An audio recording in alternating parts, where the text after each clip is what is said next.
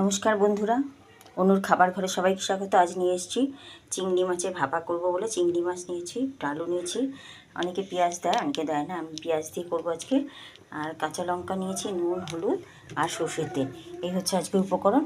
আমি একসাথে সব জিনিসগুলোকে আমি মেখে নেব। দেখুন, আলু দিয়ে দিলাম, চিংড়ি মাছ দিয়ে দিলাম, দিয়ে দেবো পেঁয়াজ, দিয়ে দেবো নুন, দিয়ে দেবো হলুদ,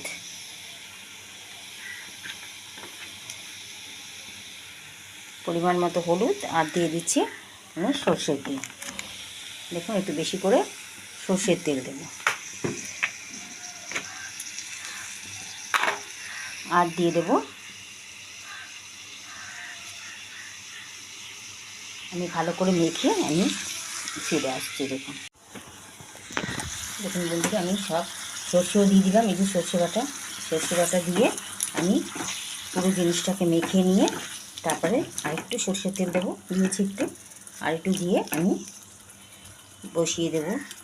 একটু জল দেব, হাতটা ধুয়ে একটু জল দিচ্ছি সর্ষে ধুয়ে। ব্যাস, বেশি জল লাগবে না। দেখুন,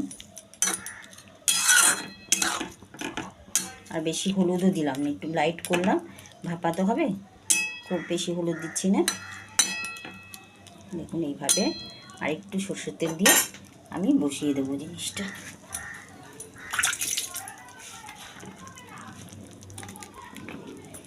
দেখুন, আর একটু সর্ষের তেল দেবো, এইভাবে ভাপে হতে থাকবে।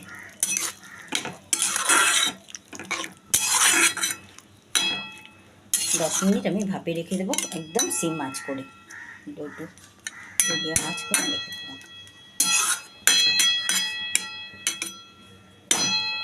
আর কিছু করার দরকার নেই।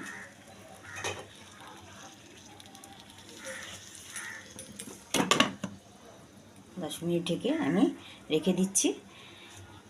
যদি আপনাদের ভিডিওটা ভালো লাগে অবশ্যই লাইক শেয়ার করবেন, আর নতুন হলে চ্যানেলটিকে সাবস্ক্রাইব করবেন নতুন নতুন রান্না পাওয়ার জন্যে। আপনারা বানিয়ে খাবেন, আশা করছি আপনাদেরও ভালো লাগবে। আমি 10 মিনিট বাদে ফিরে আসছি। দেখুন বন্ধুরা, আমি ঢাকা খুলে দেখাচ্ছি। চিংড়ি মাছের ভাপা আমার রেডি। একটুখানি কাঁচা সরষের তেল দিয়ে এবার ঢাকা দিয়ে রেখে দেব। এটা খেতে দারুণ টেস্ট লাগবে। এক ভাত এই চিংড়ি মাছ দিয়েই খাওয়া হয়ে যাবে।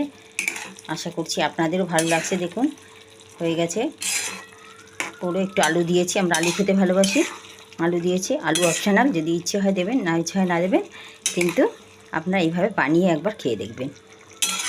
শুধু সর্ষে দিয়েও করে কেউ কেউ, আমি সর্ষের সাথে কাঁচা লঙ্কা তো বেটেছি, তাছাড়া কাঁচা লঙ্কা গোটা দিয়েছি, আর একটু পেঁয়াজ দিয়েছি, আলু দিয়েছি, দিয়ে আমি করেছি। একটু তেলটা বেশি লাগে। তাহলে রেডি চিংড়ি মাছের ভাপা। এভাবে আপনারা বানিয়ে খেয়ে দেবেন, কমেন্টে জানাবেন কেমন লাগলো। সকলকে আমার ধন্যবাদ, যে যেখান থেকে দেখছেন সকলকে আমার ধন্যবাদ।